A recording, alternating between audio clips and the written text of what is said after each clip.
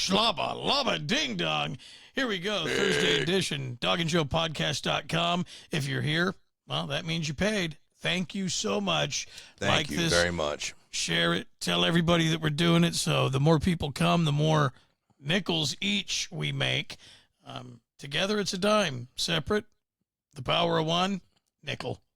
Nickel each. And we appreciate that nickel every single time, I tell you.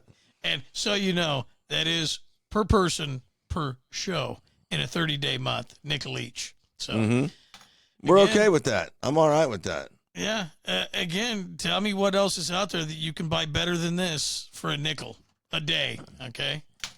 Or a dime if you want to put us together. So actually, it's a dime a day because you'll be watching both of us. You know, rarely do you just get one or the other, but I guess we could make it that way. Yeah. You get a dime's worth. Me and Joe only get a nickel each. That's right. We're going to jump right in. This is pretty crazy. See what you think about this. L.A. real estate agent charged for price gouging amid California wildfires. Oh. The Attorney General filed charges yesterday against a local real estate agent for attempting to price gouge a couple who lost their home in the Eaton fire down in L.A. According to Bonita's office, the Attorney General, so far more than 500 warning letters have been sent to hotels, landlords, and different people who are accused of price gouging amid the deadly ongoing wildfires. They do say now, I think it's up to 28 or 29 people have died from these fires. They say 28 right here. That's terrible. To do, look at that. I mean, that's just unrealistic to see the wind blowing that fire. I mean, that is crazy. I can't even imagine trying to fight fire in that. It is. It's absolutely heartbreaking. You know, They're showing all the stars, and luckily all the news organizations are quick to say, hey, there's lots of normal people, you know, don't not care about this fire, which we talked about like one of the first episodes. There's a lot of real people that don't have money and don't have insurance that lost lives, property, fire damage. And I think it's great that they're going to go after people that are gouging. I can't believe somebody would do that. I mean, you are a hardcore individual to pull that off. Really? We're just going to ignore the price gouging going on at the grocery stores, the fast food restaurants? Okay, that's fair enough. The things that we need, all of us, to survive, simple necessities like food. Okay, we're going to just act like there's no gouging going on there. Got to pause for a second and talk about this. Not a necessity, okay? Sodas, you know, Coca-Colas, iced teas, not a necessity, a luxury, okay? You can get water. We know that. Mm-hmm. Going out to dinner, though, now, this is out of hand. This is ridiculous. You're going $4, $5, and $6 for normal pint glasses of a Coke or an iced tea. It's absolutely insane. Even the fast food joints, what they're charging for iced, carbonated, or iced tea drinks at restaurants now, it's stupid. They're hovering around the $6 range, $4 to $6, depending on where you go for a Coke. Is it refillable? They refill it? Well, here's the thing.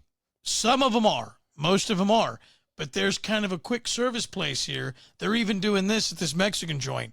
Happy hour drinks from 2 to 4 for Cokes. Okay, they don't sell beer at this place. It's only soda. But they have a happy hour for their soft drinks, 2 to 4. And they're all half price. So the large is $2.50 from 2 to 4.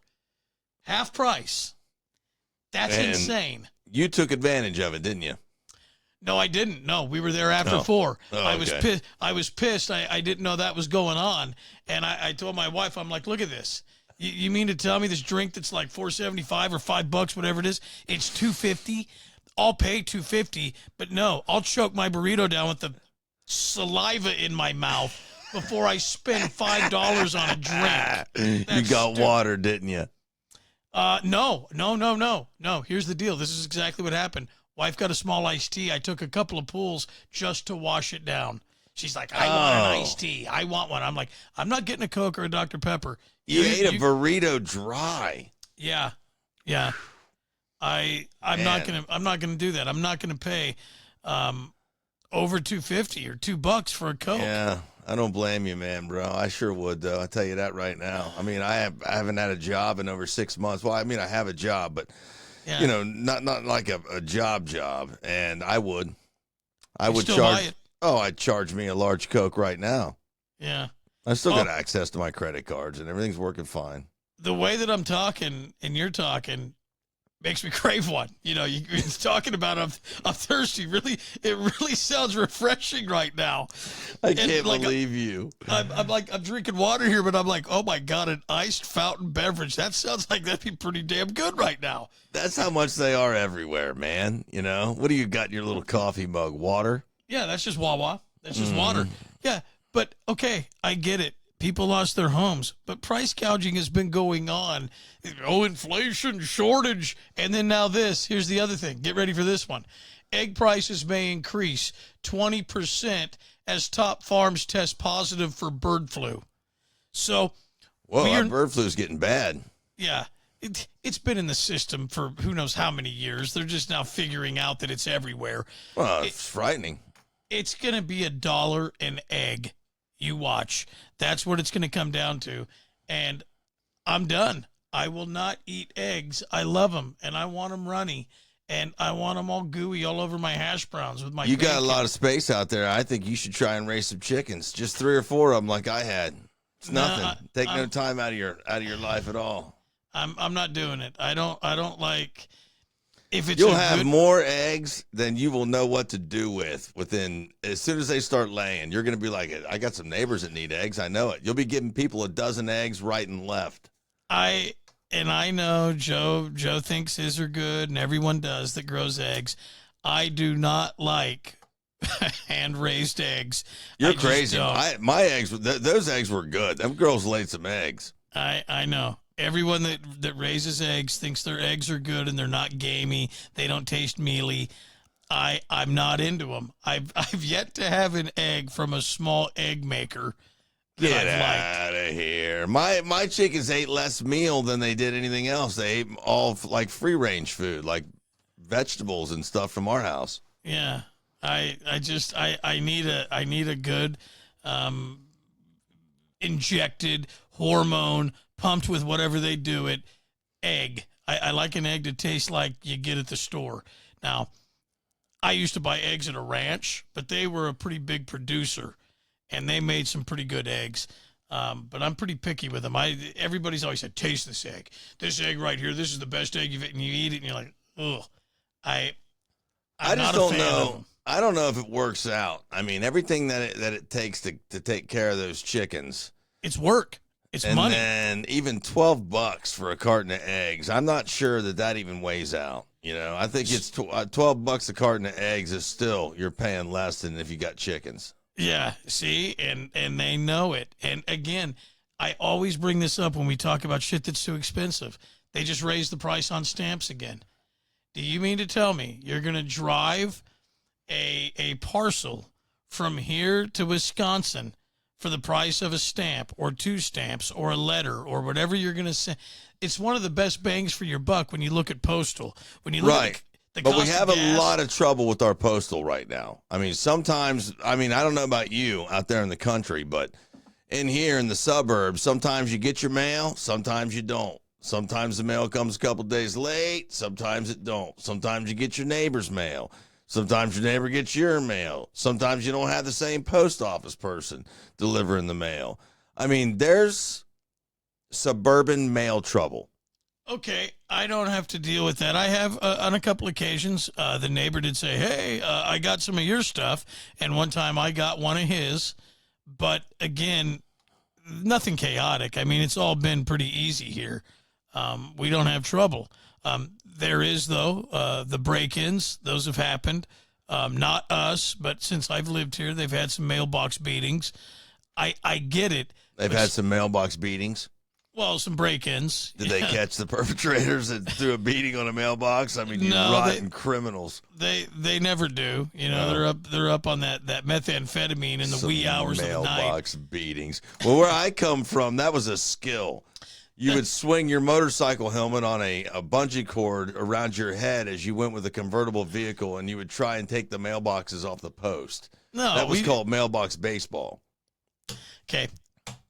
Should have been called mailbox bowling, okay, because you weren't playing baseball. The way we did it was with a baseball bat. You could do it that way, too, but it was much funner to swing a bungee-corded motorcycle helmet around your head and try and hit it with that, like David and Goliath it. So you're swinging it on a bungee cord, so you want the chance that it could come back and hit you or the car. It won't. That sounds ridiculous, but, I mean, hell, Indiana, I guess, baseball, I guess bowling. You run against something that's got a metal-lined mailbox, and there were some frisky dogs out there that metal-lined their mailbox after these things were happening around the neighborhoods for a few years, you know. That'll break a kid's arm. Yeah, well, what we used to do here back, people in Sac, you know, they all know about this. I grew up in Modesto. They had the claw, you know. You'd know claw day when the tractor would come out to pick up your grass. And as kids, what we used to like to do when they made the grass bumps is we'd love to ride our bikes and you'd bunny hop over them. And the guys were like, hey, quit that. Well, as you got older, those kids that bunny hopped with their bikes through the grass hills, started driving over with their cars. And then lovely. The people in the alleyways would pour their grass in the alley. So what we would do as we got older is we'd drive through the alley and we just hit all the grass piles and make a mess. Well, the guys that mowed the lawn knew what the kids were doing, and they got wise to it. And they started putting old wheels, car parts, bricks. They started putting heavy steel and chunks of things and covering it with the grass. So when your car hit it, and sometimes it hit it and quit it. And they got tired of people hitting their grass piles. Oh, that's good. That's good. Oh, yeah. Man. I bet your car took a wallop. You hit a cinder block or something like that with it. I would never, in all my vehicles, ever do that. I did it on my bicycle, yeah, but I was with buddies that would do that. Hey, let's turn off the lights. Yeah, let's have a couple malt liquors. That's so stupid. And let's race through the alley and just let's clean house on. And, oh, yeah, when you hit pay dirt, like meaning you hit someone that put a 350 big old Chevy block out there or a pair of heads or an old lawnmower. That's a lot of grass they've cut that week to be able to cover that up. Yeah, they would hide stuff. Mainly it was bricks and cinder blocks. And when you hit it, it made noise. It'd scare you. Then you had to be careful not to run through the fence, you know, because it just scares the bejesus out of you. You're like, what the hell did I just, it just scares you. It go conk. It scrapes down the road. You know the guys that put them in there, too, are listening. I'll get them sons of bitches. Yeah. Wait till tonight, Jen. Wait till tonight, Cammy, or whatever they are. You know? Best things ever. And now they don't use the claw anymore, but that was, fun stuff. That's fantastic. Now you got to box it up and put it in your green bin.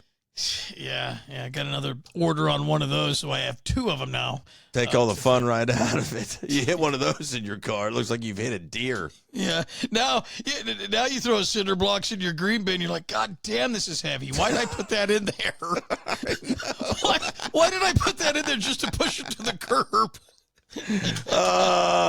The decomposed granite was a bad idea. Yeah. Damn, it's heavy.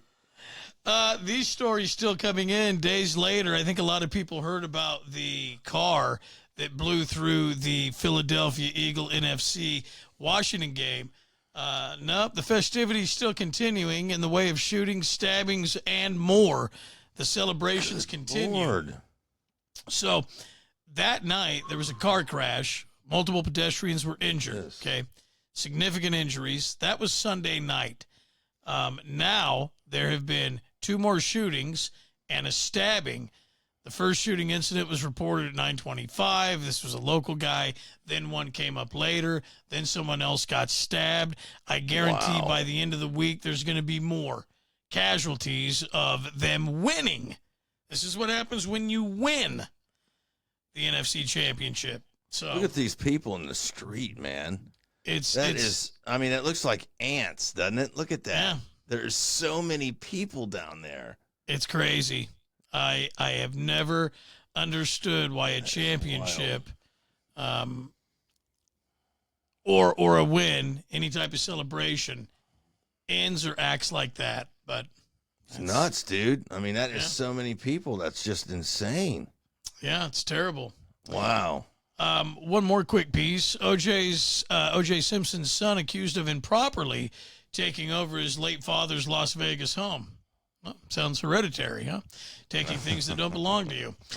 O.J. Simpson's son, Justin Simpson, accused of improperly claiming his late father's Vegas home. Malcolm Laverne, the special administrator of O.J. Simpson's estate, sued Justin Simpson and the company on January 6th. The suit alleges Justin Simpson moved into the Arbor Garden Avenue property after his father died back in April on the 10th. And the company that held this property, it's turned into a big deal, and who cares? Like father, like son, whatever. He's a bad kid as well. I mean, he didn't have much of a role model, I guess. Yeah, I to be honest, Joe, I think that's the first time I've ever heard his name. I didn't know he had a child either, to be honest with you. I've never heard it. It wasn't brought up, I don't believe, during the trials, was it? If so, I don't think I've ever known it, to be honest with you. The kid might not even have been born. Who knows? I don't know how old the kid is, or I don't know anything about it. It's been quite a while since those were. Yeah. Yesterday's podcast, we talked about that porn star that wanted to have sex with 1,000 guys. She was down in Vegas for the porn awards. They said, If you do that, you're going to get kicked out of America and you'll never come back. Well, a lot of people, when we talked about that, they gasped. Can't tell somebody that. Well, you can if you're here on a visa. I guess, but that's just stupid. Yeah. Oh, if you go out of town, if you go to another country and sleep with 1,000 men in 24 hours, you can't come back here, you rotten individual. Well, and then, you got to go home and tell your mom, how come you lost your visa? I'm a whore. Oh, that's just awful. Yeah. But 1,000, it's really not that big of a deal, okay? They're calling this the Battle of the Bulge. And really, what one woman, Bonnie Blue, claims is that she has slept with 1,057 men in one day. Okay. And a lot of people are saying, I don't think so. I don't think that you did 1,057. Why were there no other porn or sex workers there to verify this? Lisa Sparks, as it turns out, she's not happy about it, okay? Because what she did, this was the world's largest gangbang. She did this in Poland back in 2004, okay? And she claims... There she is. Yeah, she was going to go toward 919 different men in a 7.5-hour time frame, okay? Okay, lovely. That's legitimate. That's been recorded. People were there. Lisa Sparks did 919 different men in 7.5 hours. The other girl that's claiming she did over 1,000, it's not verifiable. So they've got beef now. They're like, hey, I'm a bigger whore than you. I got more guys. I mean, she said 1,024 hours. Yeah, Lisa Sparks did 919 in 7.5. Okay. So if you want to double those numbers, the math's pretty easy. She's looking at 1,840 guys in 15 hours. Man. So she could have easily, in a 24-hour period, 2,000, 2,500, hands down. Hands down, easy. Look at that little foxy devil, huh? You just see want the to take picture her. You got up. You took it down. Well, she's still up. I could make it a little bit bigger if you'd like. I mean, she's one to take home to mom, huh? I don't know which one that is. I think that's the one that did 1,050 some odd. That looks like the one that did 919 in 7.5 hours to me. No, that's Lisa Sparks. I know what she looks like. Oh, I'm sorry. This is Bonnie Blue. Yeah, that's Bonnie Blue. Yeah, Lisa Sparks has the Vikings jersey on. Oh, this would be her. Yeah, and that's that's 919 and 7.5. That looks like The Exorcist. Yeah, and she looks a lot different nowadays. I bet she does. Hey, boys, who's gonna be number 712? Yuck. Me. Oh, gross. Hey, guys, you're not going to believe this. I've been waiting in line so long, and I totally spaced. I don't have a condom. Oh, man. I seem to have left my wallet. Gag. Anyone here? Boy. Okay, Lisa. So, since we are talking about all these crazy records, okay, somebody, I guess, heard the ghost of Wilt Chamberlain, and Wilt Chamberlain chimed in. He said, kids these days. As you know, Wilt the Stilt claims 20,000. Again, that's not in a short time frame. That's lifetime. That's lifetime, and yeah. Yeah. And that would be 15,000 more than Gene Simmons claims of all his groupies. So yeah. I think Gene Simmons, the true number is like 4,800 some odd. He always claims 5,000, even though both numbers are fake. And Wilt Chamberlain has always claimed 20,000. It's just, I've always just thought that to be so insane. You know, he's not slept with 20,000 people. No, but you remember this? God, no, we did. I may have talked to her. Did we talk to her? To Elvira?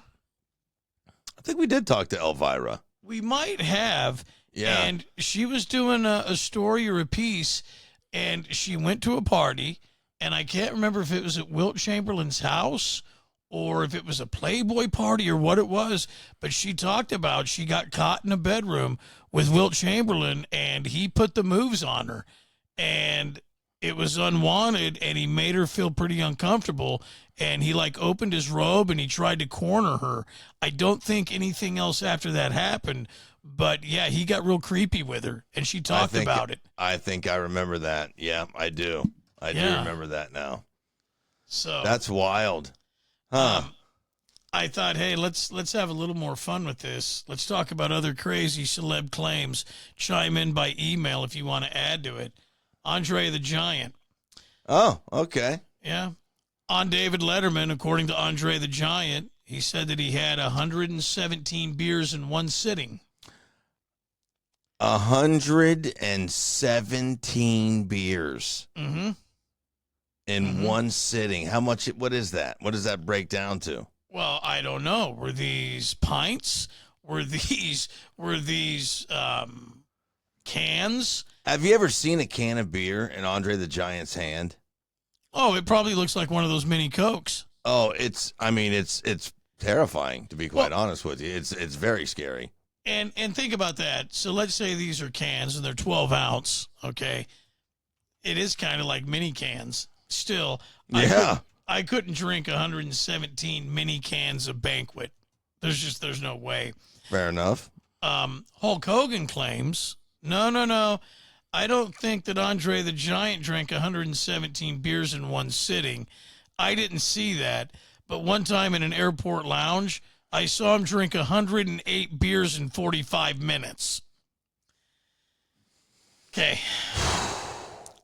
I don't know. The stories keep going. Another wrestler, Mike Graham, says, nope, I was with Andre one time. He drank 156 beers in one sitting. There's a Molson Canadian in Andre the Giant's hand. Look at that. Let me, I can't see you. Hang on here. That's funny.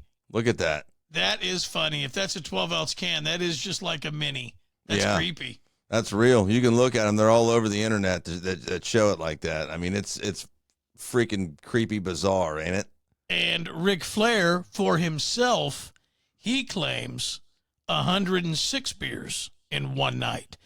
Really? Back when he was, drinking everything and he was doing drugs and he was partying. We don't know if it's true, but I just learned this the other day, and this is crazy. I was reading some Rat Pack stuff. And they say, and these are people that knew him well, people that have written books, people that had access, old Brown Eye, Frankie Sinatra. They said from the mid to late 40s, every day until he was 80, he only lived to be 82, every day he drank a bottle of Jack Daniels. Oh, come on. And this is not, like, this isn't one of those fish stories. This isn't a tall tale.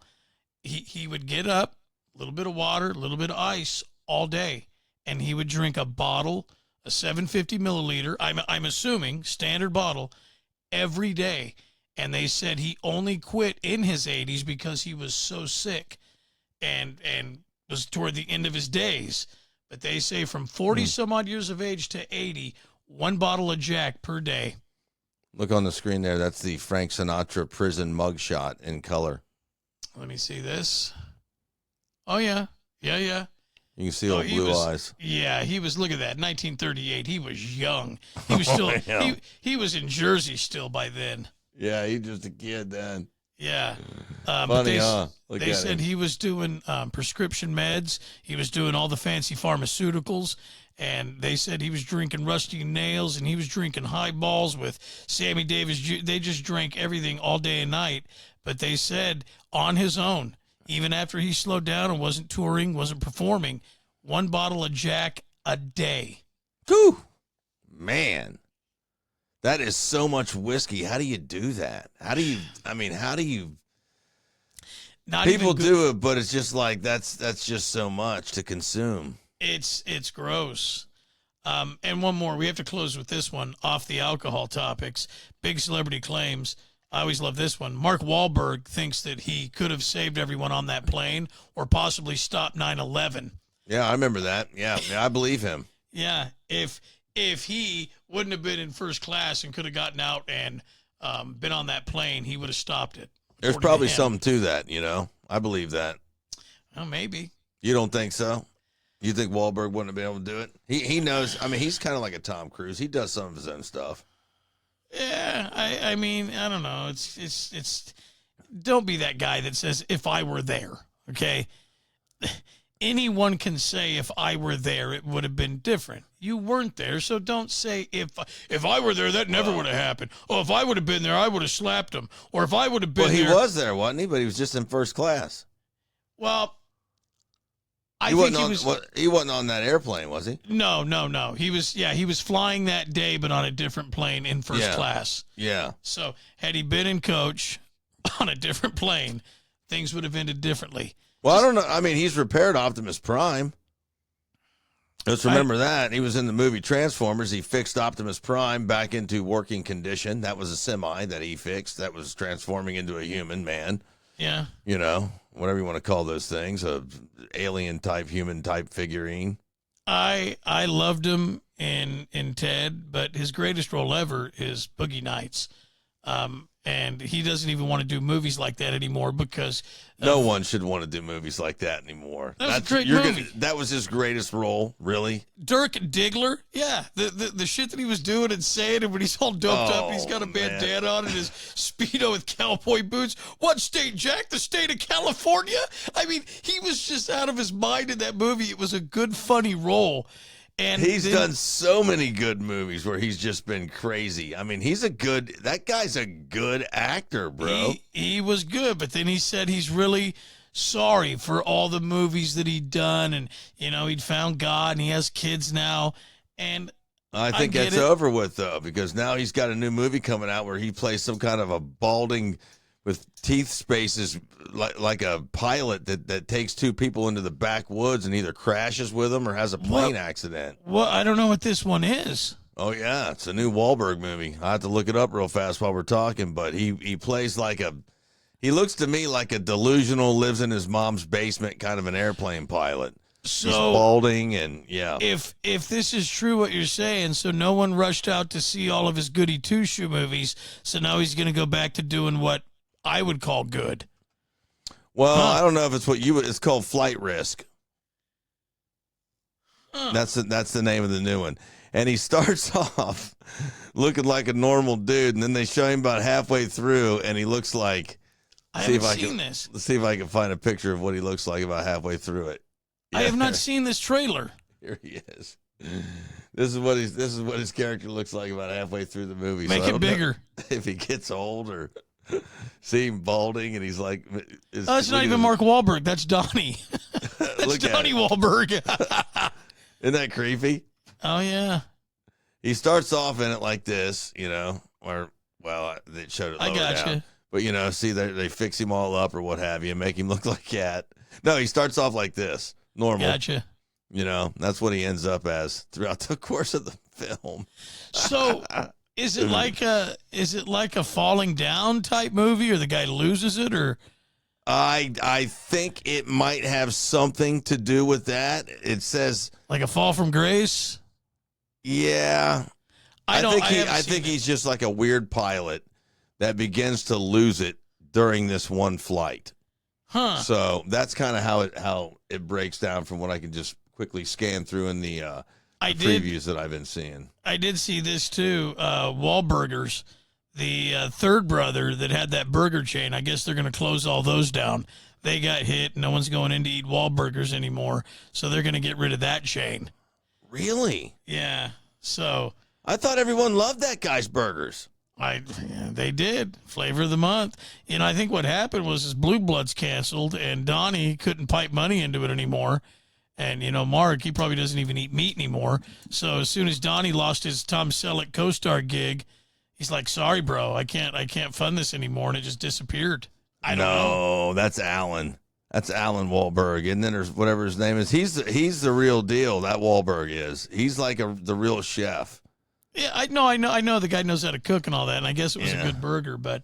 And if anything happens, the mom always eats there. Is what the boys always say. He'll never go out of business because mom will always eat there.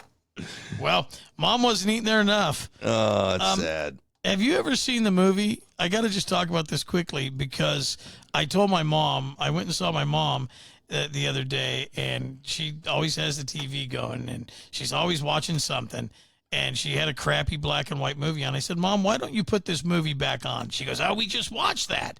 Have you seen the movie Unhinged? Unhinged. I think you told me about it. I think I did tell you after the first time I saw it, with Russell Crowe that weighs like 450 pounds. And he I don't want to tell you anything about it. You got to watch it. I don't like Russell Crowe. Why? He's just, I just have never liked him. But in Unhinged, he's pretty phenomenal.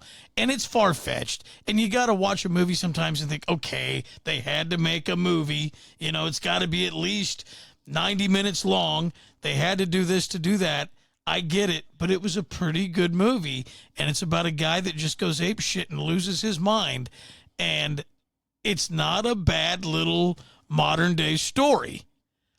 Boy, he is a fat Russell Crowe in this, isn't he? Dude, he's got to be 350 in this movie. He looks more like John Goodman Roseanne days, original Roseanne. Man. He's huge, and he's angry, and some of the stuff that he says in the movie, it's a pretty good watch. For people out there that are, what are you trying to do, bring up the trailer? Yeah, I'm just letting the trailer play right now just so they can kind of see what he... So Too bad we can't have the audio. This is probably him, I'm guessing, in the truck. Yeah, it is. Just that I've had enough. How dare that young girl and her son honk at me? Well, in the heat. They didn't give him a courtesy honk. That's what the whole thing stemmed from. He wanted a meh, but she laid on the horn and she really let it ride. And that's all it took. And there's a reason for all this distraught maniac behavior, and it just unravels. Oh, I'm sure. It looks like he's either just been recently divorced or, according to his size, he's eaten her. It's far worse than that. But that's the thing with Russell Crowe. He's like Tony Soprano. He just, how they always say, oh, my God, that actress or actor, he could just cry or she could just cry on cue. Russell Crowe can sweat on cue. They're like, hey, Russell, more sweat, bro. And it just runs off of him. And Tony Soprano used to sweat the Sopranos a lot. They could sweat on cue or on command. And he is just a fat, angry slob at it. Oh, look at him. That's how it starts. Oh, man. If you haven't seen Unhinged, it's all over a traffic thing? Kinda. Okay, because I was going to say, it sure looks like he knows this chick from somewhere. No. Chance encounter, but it's not all over that. It's part of it, though. Well, you could. Oh, he beats that guy right at the table. You could totally tell that he's just been recently divorced or something because he took his wedding ring off and stared at it all creepily. Yeah, but there's more to it than that, too. This is kind of the modern version of Falling Down with Michael Douglas. This is the update. This is the reboot, and it goes way haywire, and it's way more sinister. Really? Boy, he's a heavy feller. Oh, you got to watch it, Joe. And for the people out there, I know a lot of people do like Russell Crowe. It's a pretty different role. Check it out. It was a pretty good Yeah. Pretty good Hollywood quintessential, blockbuster movie. Not Boy, I got to blockbuster, tell you but what, action. he gets a little crazy in this thing as it goes on through. I just saw him crash through a police car with a cement mixer or something. Yeah, watch it. Wow. I want to mention this really quickly. We talked a lot about it when we were over there at the Creek on I Hate Radio. The high-speed train. They've been talking about connecting this thing, Sacramento all the way down to L.A., and what they want to do by the time the Olympics come back to L.A. in 2028, and they're going to have all the festivities at UCLA. The athletes are going to have campus quarters there. So they're trying to get this done for connection between Vegas and L.A. by 2028. And this is what's happening now. They said, oh, my God, someone let the ticket prices out. Excuse me, there's a fly running around here or something. Sure there is, yeah.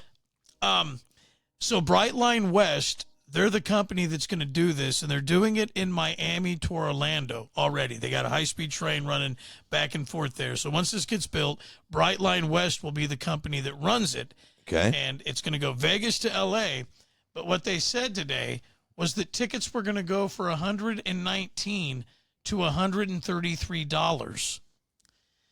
Now, So more expensive than to fly. yes.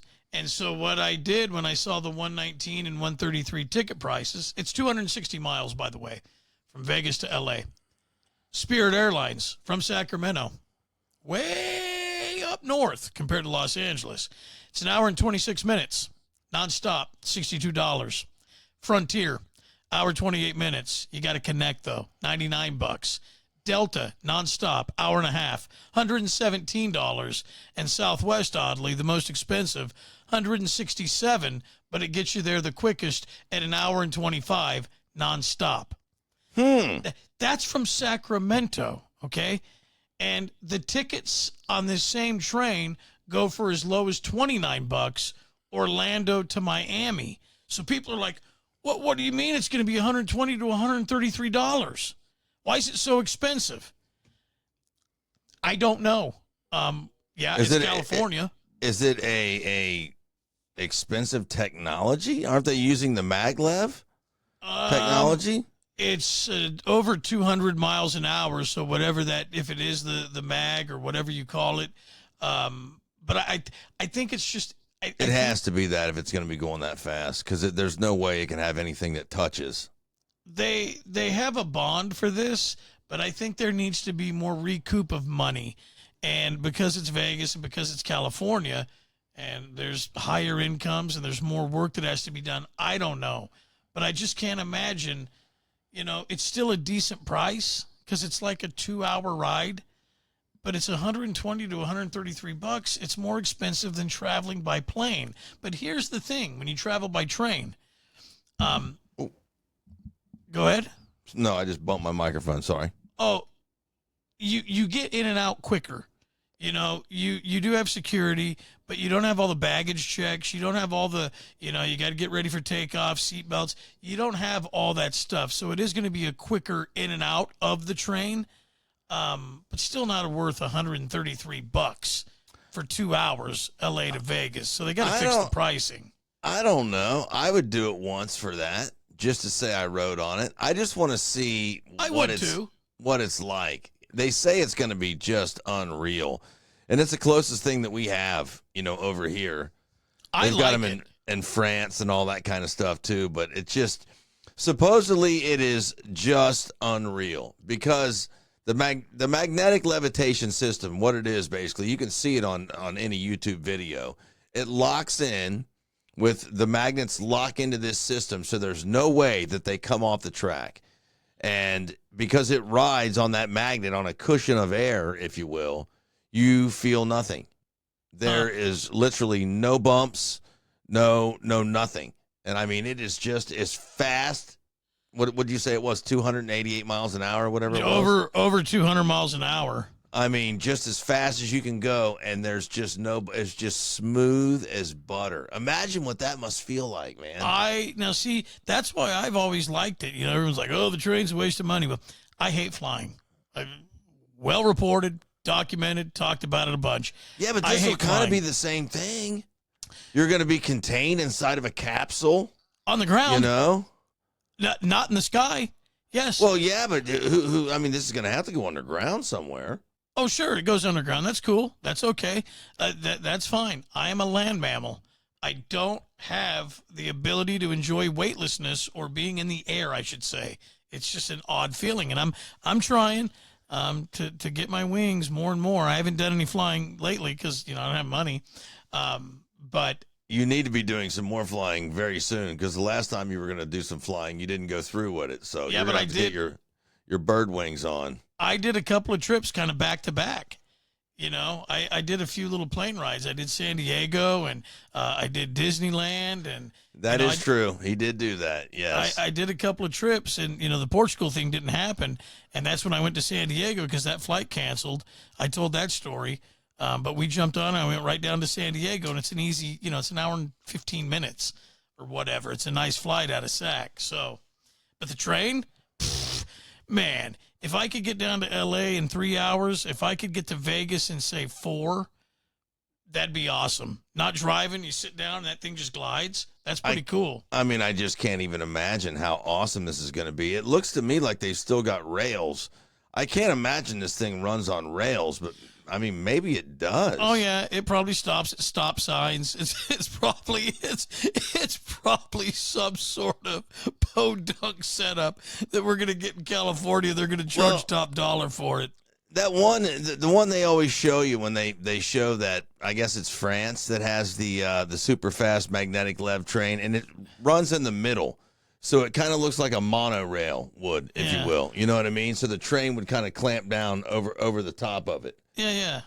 This system here that I'm looking at looks like it's just train, like it's a train.